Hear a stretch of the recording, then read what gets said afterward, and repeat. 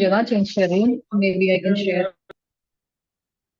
तो अस्सलाम वालेकुम, गुड इवनिंग सभी दोस्तों को बहुत बहुत वेलकम। उम्मीद करती हूँ सब लोग खुश होंगे और जो है वो बहुत अच्छे से लाइफ को आगे बढ़ा रहे होंगे दोस्तों। और जितना जितना हम आगे चलते जा रहे हैं यहाँ से बोझ उतरता जा रहा है और हम अवेयरनेस में आ रहे हैं दोस्तों। अवेयरनेस ये नहीं कि हमें क्या पता चल रहा है, पता हम सबको है। हम सिर्फ रिफ्रेश कर रहे हैं खुद को। मगर जो बेसिक काम है वो है सेल्फ लव को क्रिएट करना। जो नॉलेज हमारे पास है उसको प्रैक्टिकली अप्लाई करना। राइट। तो आज हम जिस टॉपिक पे बात करने जा रहे हैं वो है हमारी हेल्थ। चलिए आप थोड़ा वेट कीजिए। ठीक है। तो आज हम हेल्थ के बारे में बात करना जा रहे हैं दोस्तों कि उसमें आपने अगर ये चैप्टर पढ़ा होगा तो उसमें चेकलिस्ट दी गई हुई थी इनिशियली। उसमें ये है कि मैं चलो मैं आपको थोड़ा सा बता देती हूँ। राइट। शेयर कर देती हूँ।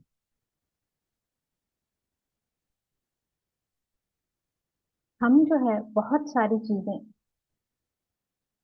हेल्थ को लेकर बहुत सारे बिलीफ सिस्टम हमने रखे हुए हैं दोस्तों।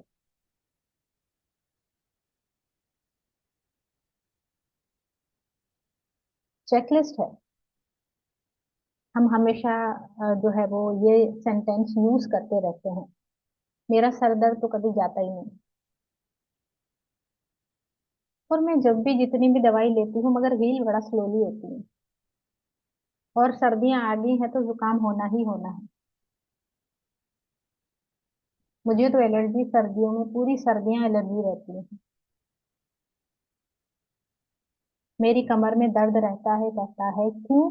ये हमारी ये फैमिली हिस्ट्री है, चलती आ रही है, खानदानी बीमारी है, चलेगी। तो क्या इन सब को लेकर आपको फील हो रहा है? इनमें से चेक कीजिएगा मेरे अंदर कौन सा बिलीफ सिस्टम है जो मैं कैरी कर रही हूँ। तो चलिए सीधा हाथ अपने यहाँ पे रखिए, अपने दिल पे रखिए और एक अफर्मेशन अच्छी सी अपने आप को दीजिए। I restore and maintain my body at optimum health. I restore and maintain my body at optimum health. Right दोस्तों। तो ये कुछ बिलीफ सिस्टम ऐसे हैं जो आपने चेक करने हैं कि आइदर इनमें से कौन सा बिलीफ सिस्टम मेरे साथ रहता है। राइट। और इनमें से कुछ की पॉइंट्स मैं आप लोगों के लिए लेकर आई हूँ, बाकी चैप्टर आप पूरा पढ़िएगा। हम उसको चेक करते हैं कि कौन से की पॉइंट्स हैं।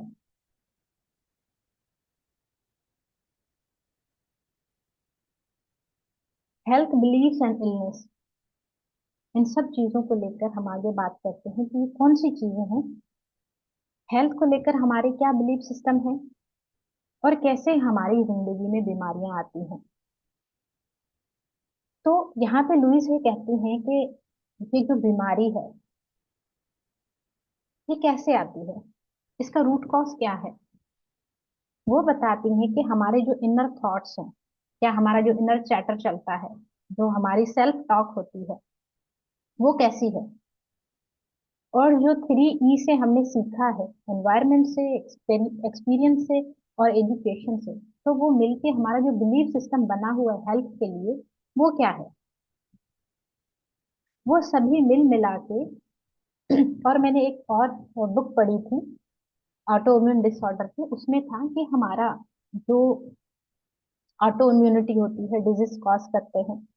तो जिसमें से एक थायराइड की डिजीज आती है, गाउट आती है और आर्थराइटिस, बहुत सारे ऑटो इम्यून डिसऑर्डर आती हैं, क्रोन्स डिजीज है। तो ये ऑटो इम्यूनिटी जो है उसके 3 रीजन हैं। Root cause spiritually root cause बता रहे हैं। वैसे तो फिजिकली हम जो हमारा लाइफ स्टाइल है, सब कुछ डाइट है, वो भी है। मगर 80% जो कॉज है स्पिरिचुअल कॉज है। उसमें पहला है जब हमारा कनेक्शन हमारे रब से खत्म होता है। स्पिरिचुअल कॉज 80% बीमारियां पैदा करते हैं। उसके बाद दूसरा बड़ा कॉज हमारा कनेक्शन हमारे अपने आप से नहीं है, there is no self love. तीसरा कॉज है जब हमारा कनेक्शन, हमारा ताल्लुक दूसरों से कटा हो जाता है। हम कनेक्शन कौन सा, प्यार वाला कनेक्शन कट हो जाता है। बाकी कनेक्शन रहते हैं नफरतों के, पेन के, रिवेंज के, बहुत सारे कनेक्शन रहते हैं। मगर जो कनेक्शन लव का कटता है खुदा से, खुद से और दूसरों से, 80% कॉज यही होता है। और उनकी वजह से हमारे अंदर जो इनर थॉट चलता है, बिलीफ सिस्टम बनते हैं, वही इलनेस कॉज करते हैं। जब इलनेस होती है तो हमारी बॉडी रिफ्लेक्ट करती है, हमें साइन देती है, हमें सिम्टम्स अपीयर होना शुरू हो जाते हैं कि हमारे अंदर क्या चल रहा है। जैसे सर दर्द होता है, बॉडी बताती है मुझे थकन हो रही है, वॉट एवर, आंखों का मसला है, नाक का मसला है, बॉडी हमें सिग्नल देती है। मगर हम इतने हम इतने खुद से कट ऑफ हो गए हैं कि हमेशा रिजेक्ट करते हैं बॉडी सिग्नल क्या दे रही है, बॉडी हमसे क्या कहना चाह रही है। वो रेस्ट मांगती है, गैप मांगती है, क्या मांग रही है हमें नहीं पता है। तो देखिए हमारा खुद से कनेक्शन कितना कटा हुआ है। हमारी जो मेंटलिटी जैसी होती है, चाहे वो दर्द में है या सुखी है या दुख में है या हैप्पी है, वो सारा हमारी बॉडी के ऊपर आता है। क्योंकि सिर्फ हमारी हेल्थ में बॉडी माइंड नहीं है, बॉडी माइंड ये लोअर सेल्फ है, हमारी सोल जो है वो हायर सेल्फ में आती है। इन दोनों को मिला के हम होल सेल्फ बनते हैं। तो हमारी बॉडी रिफ्लेक्ट करती है जो भी मेंटली हमारे अंदर चल रहा है, इमोशनल पैटर्न जो हमारे अंदर चल रहा है, बॉडी उसी को रिफ्लेक्ट करती है। जैसे बीइंग अ डॉक्टर मैं आपको बताऊं कि व्हेन आई वाज रेजिडेंट, मैं अपनी ट्रेनिंग कर रही थी, वहां पे 24 आवर्स ड्यूटीज होती हैं, 32 आवर्स ड्यूटी होती है। वहां पे इमोशनल जो हमारा पैटर्न होता है वो बड़ा अप एंड डाउन हो रहा होता है। कभी पेशेंट का स्ट्रेस आ रहा है, कभी सुपरवाइजर का स्ट्रेस आ रहा है, कभी क्या हो रहा है, कभी क्या हो रहा है। तो उस मेंटल स्टेट में क्या होता था, हमेशा डिस्टर्ब रहती थी। और उसके ड्यूरेशन में जब मैं बहुत ज्यादा स्ट्रेस में रहती, मेरा कॉर्टिसोल हाई रहता था, शुगर लेवल हाई होते थे। वही स्ट्रेस को ले लेकर फिर थायराइड, वो भी डिस्टर्ब होना शुरू हो गया। तो हमारी जैसी मेंटल स्टेट होती है, हमारी बॉडी वैसे ही रिएक्ट करती है और हमारी बॉडी वैसा ही हमें करके दिखाती है कि तुम्हारे साथ क्या हो रहा है। ठीक है, तो आगे बढ़ते हैं कि पहला तो बिलीफ सिस्टम क्या है।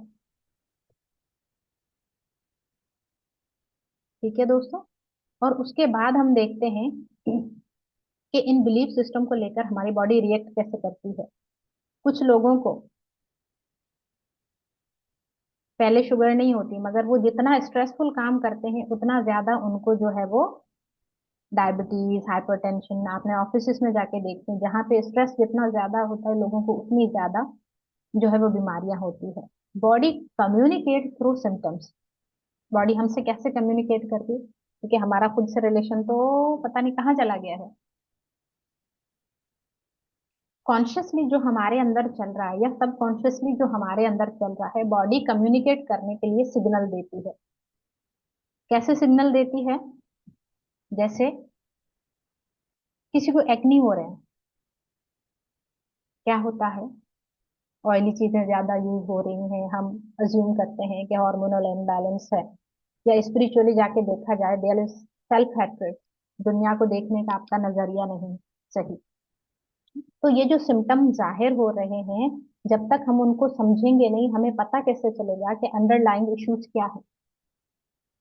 तो बीमारी जो होती है वो हमेशा हमेशा एक लेसन लेकर आती है हमारे लिए, समझने की जरूरत है।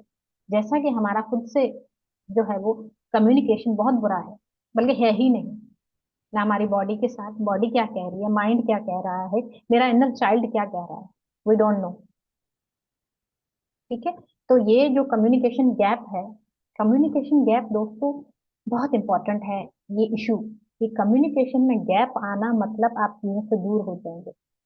अगर आपका आपकी बॉडी के साथ कम्युनिकेशन गैप है, आप उसके सिग्नल्स को नहीं समझोगे और आप जाके किसी सीवियर डिजीज में फंसोगे।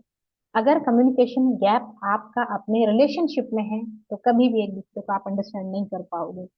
अगर communication gap as a leader आपका है, तो आपकी टीम में कभी आपकी नहीं बनेगी और ना ही वो टीम सक्सेसफुल होगी।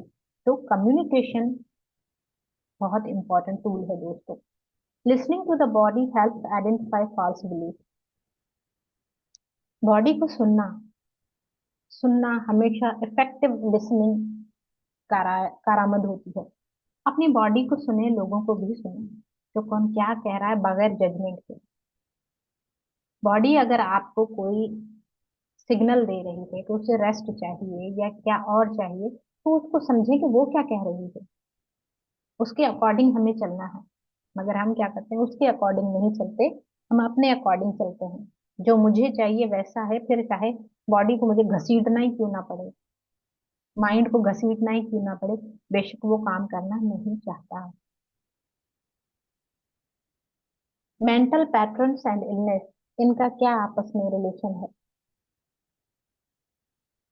मेंटल पैटर्न कौन सा है आपका कि आप खुद को क्या समझते हो, आप खुद के लिए क्या बिलीफ सिस्टम रखते हो कि I am not enough good, या मेरी फैमिली में ये बीमारी चल रही है, मैं कितना भी केयर कर लूं मुझे तो होनी होनी है, खानदानी बीमारी है, चलेगी। मैंने बहुत सारे लोगों को ये जुमला कहते हुए सुना है कि बेशक केयर करो ना करो तुम्हें तो होनी है। भाई क्यों होनी है? नहीं, खानदानी है, आपके जीन्स में है, वो चलेगी। तो यहाँ मेंटल पैटर्न कौन सा चल रहा है बिहाइंड द इलनेस?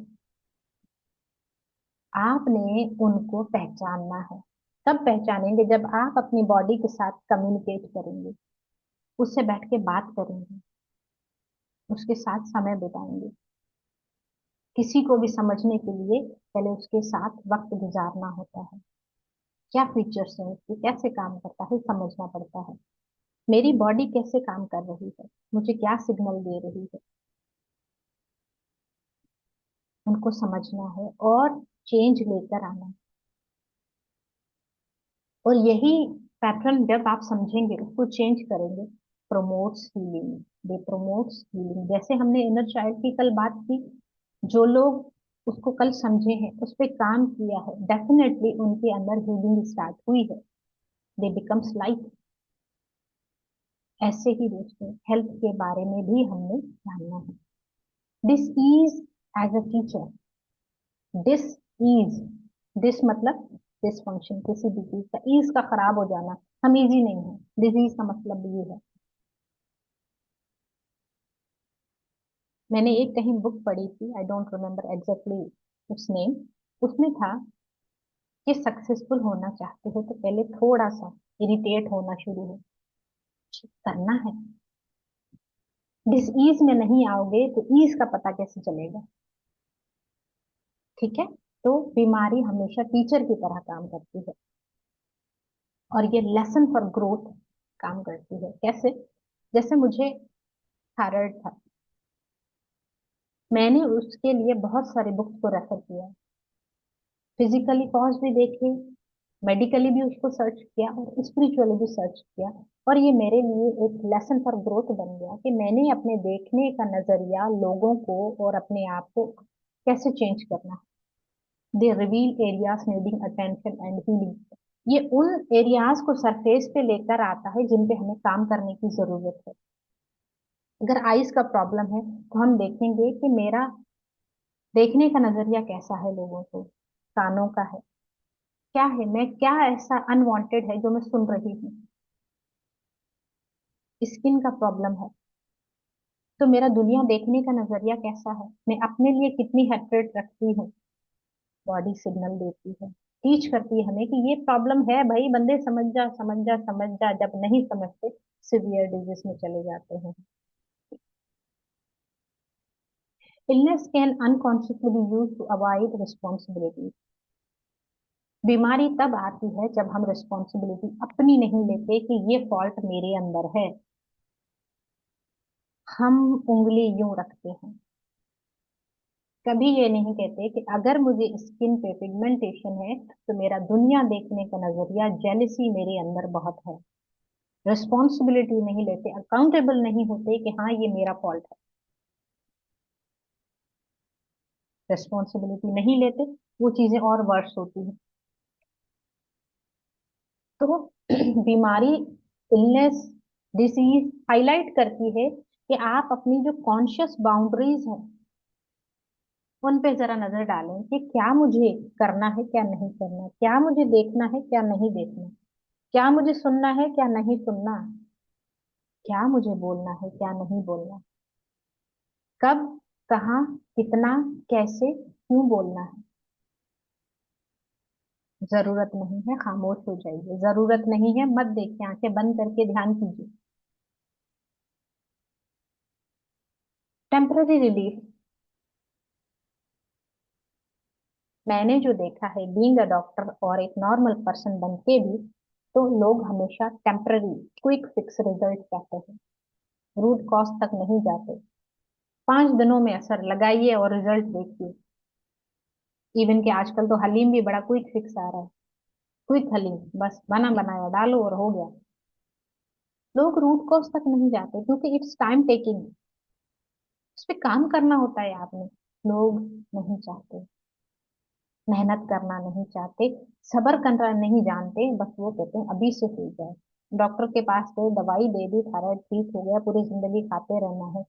मगर ये नहीं जानना कि इसका रूट कॉज क्या है, कैसे उस पर मैंने काम करना है, कौन कौन से पैटर्न, मेंटल पैटर्न्स है जिनको मैंने करेक्ट करना है, रीफ्रेम करना है, ट्रांसफॉर्म करना है। जो ट्रू हीलिंग होती है, जो रूट कॉज से हीलिंग होती है, उसके लिए इमोशनल और स्पिरिचुअल वर्क करना होता है, खुद पे करना होता है, किसी और पे नहीं। हालांकि ये मुश्किल है, अपनी चीज को पकड़ना, उसे जानना, पहचानना और उस पे काम करना। It's tricky. कुछ लोगों को मुश्किल भी बड़ा लगता है, कुछ लोग तो कहते हैं काम ही नहीं करता। और ये मेरी अपनी ही एरिया का टॉपिक है कि डॉक्टर पेशेंट डायनामिक्स। ये ऐसा कॉन्ट्रैक्ट है दोस्तों जिसमें डॉक्टर दवाई देता है, मरीज पेमेंट करके खुश हो जाता है।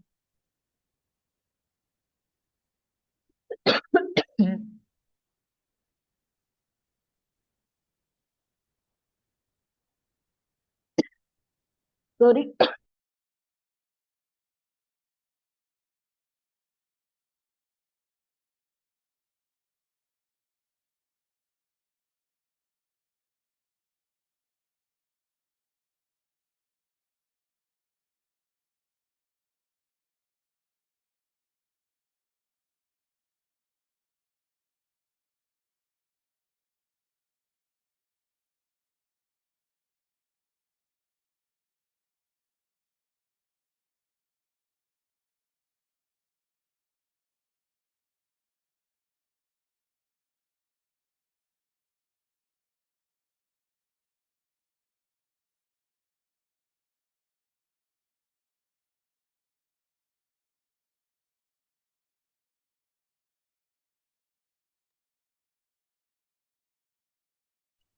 तो दोस्तों इट वॉज ऑल अबाउट की पॉइंट्स। अब हम आते हैं जो एक्सरसाइज।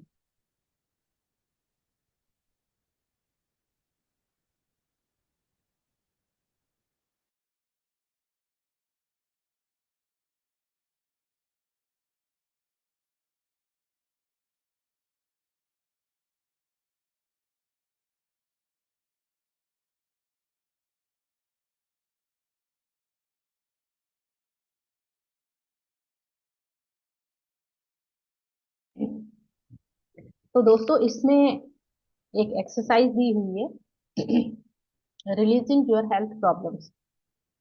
कि आपने कैसे हेल्थ प्रॉब्लम को जानना है। अंबर जी, कैन यू रीड प्लीज।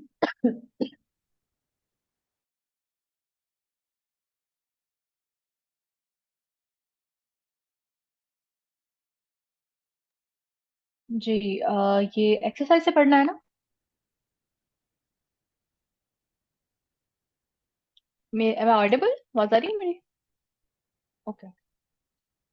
कौन से पेज से पढ़ना है?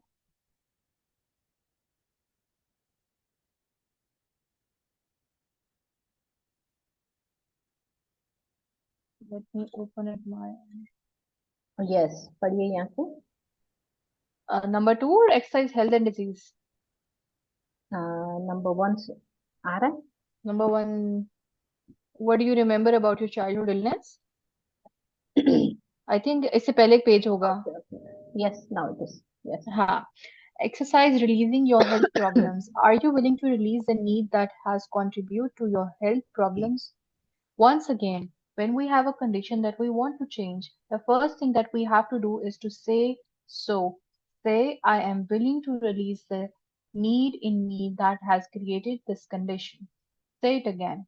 Say it looking in the mirror. Say ये it देखिए, every time that you think. ये जो अफर्मेशन है दोस्तों, ये जरूर आप लोग डेली रिवाइज कीजिएगा कि I am willing to release the need in me that has created this condition. ये हमेशा आपने रिवाइज करते रहना है if you are facing any disease और health challenge, right? Yes. Say it every time that you think about your condition. It is the first step in creating a change. List or आपने क्या अपनी करना है? First. Mirror को सामने रखना है, राइट? फिर इसको आपने रिपीट करना है बार बार। और उसको जब तक उसके अंदर आप अपने इमोशन नहीं डालेंगे दोस्तों, ये कभी काम नहीं करेगा। लिप सर्विस आपने नहीं देनी कि बोल दिया बात खत्म। No, you have to put your emotions, दिल के साथ, इमोशन के साथ आपने इसको रिवाइज करना है, right? List all of your mother's illness. जो आपकी मदर को इलनेसेस हैं उनकी लिस्ट बनाइए। देखिएगा आपके अंदर क्या पैटर्न निकल के सामने आता है।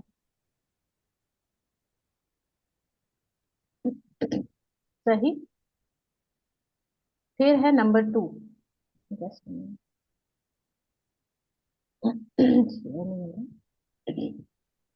तो आपकी मदर को जो भी इलनेसेस है आपने उसको लिस्ट डाउन करना है, वट एवर जो भी है। क्योंकि ये शो करता है कि आपकी फैमिली में कौन सी डिजीज रन कर रही है,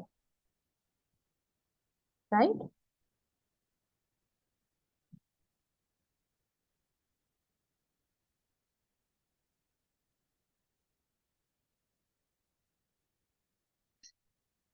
yes. Number 2, list all of your fathers illness. आपके फादर की जितनी भी इलनेसेस हैं, चाहे वो रेस्पिरेटरी हो, जीआईटी हो, किसी भी सिस्टम की हो, सब आपने लिस्ट डाउन करना है। उसके बाद आपको जो भी इलनेस है उनको लिस्ट डाउन करना है। और फिर देखिए क्या कनेक्शन बनता है।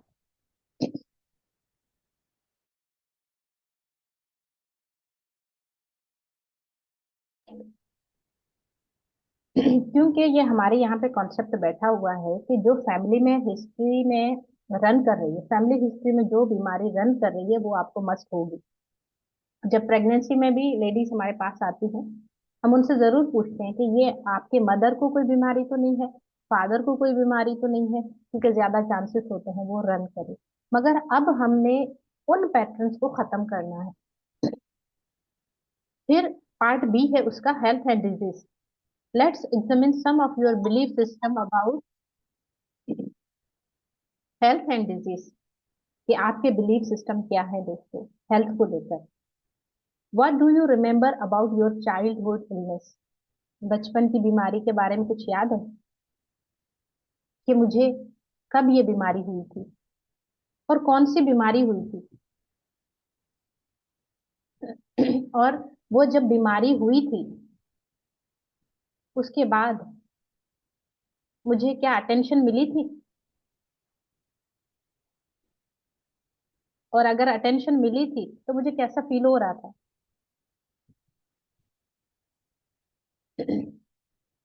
और वो बीमारी जब आपको हुई उसके बाद आपको स्कूल की छुट्टियां कराई गई या माँ बाप की अटेंशन ज्यादा मिली, उस बीमारी को लेकर आपको क्या फील होता था कि ये मेरे लिए अच्छी है या नहीं है? उसको लेकर आपकी जिंदगी में डर कौन से थे?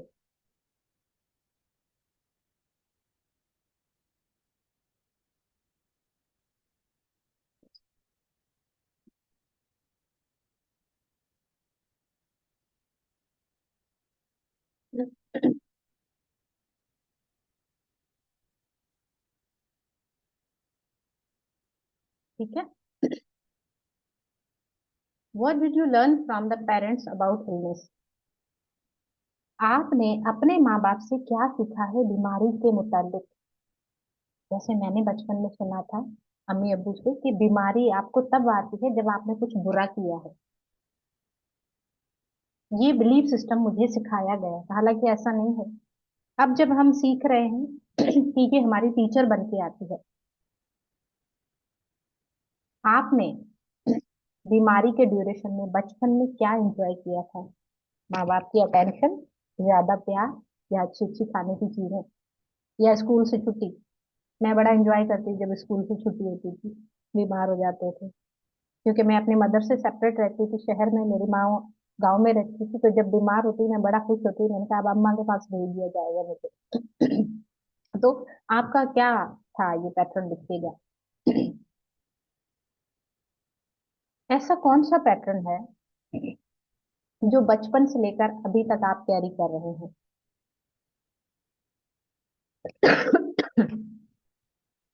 आपकी हेल्थ में अभी तक वो बिलीफ सिस्टम चल रहे हैं।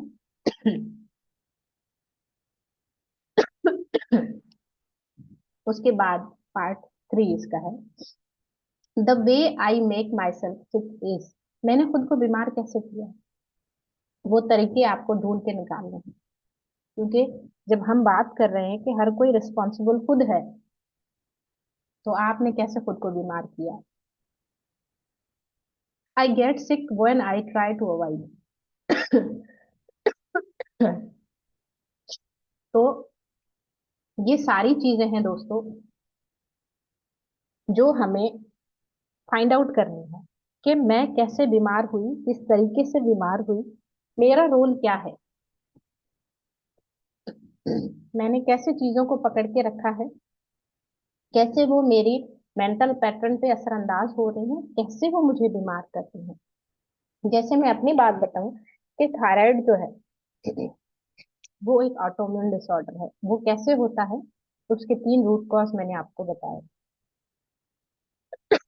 कि कैसे आपका खुद से कनेक्शन कट ऑफ होता है,